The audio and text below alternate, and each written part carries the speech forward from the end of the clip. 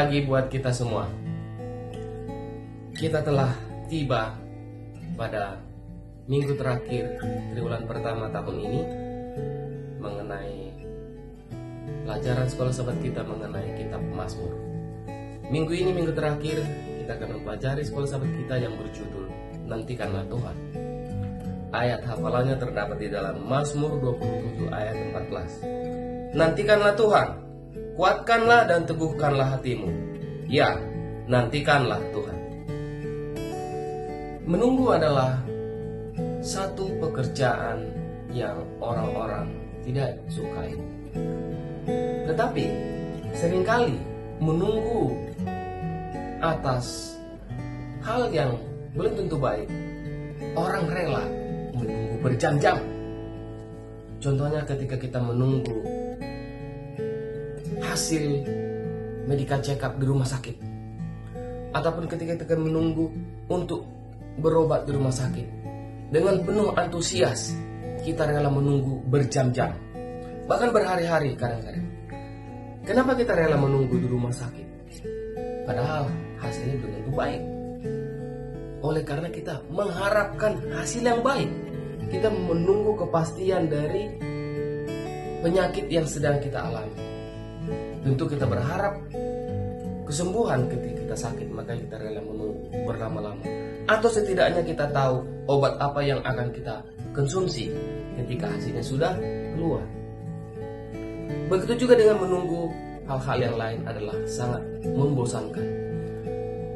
Tetapi pelajaran kita minggu ini menunggu, menantikan Tuhan adalah hal yang berbeda dengan yang seringkali kita lakukan menunggu di dunia ini.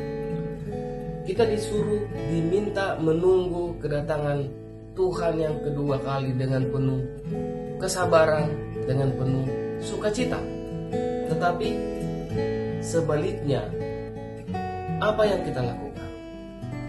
Kita bosan, kita pesimis, bahkan kita tidak yakin.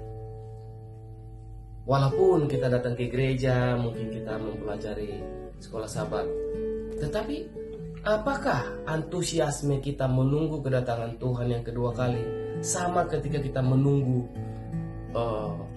hasil medical check up kita di rumah sakit? Atau mungkin sama ketika kita selesai interview, menunggu hasilnya apakah saya akan diterima atau tidak?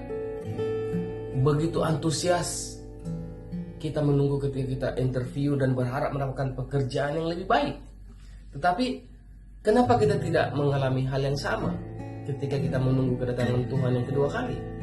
Karena kita tidak bersahabat, kita tidak akrab ataupun dekat dengan Tuhan Yesus.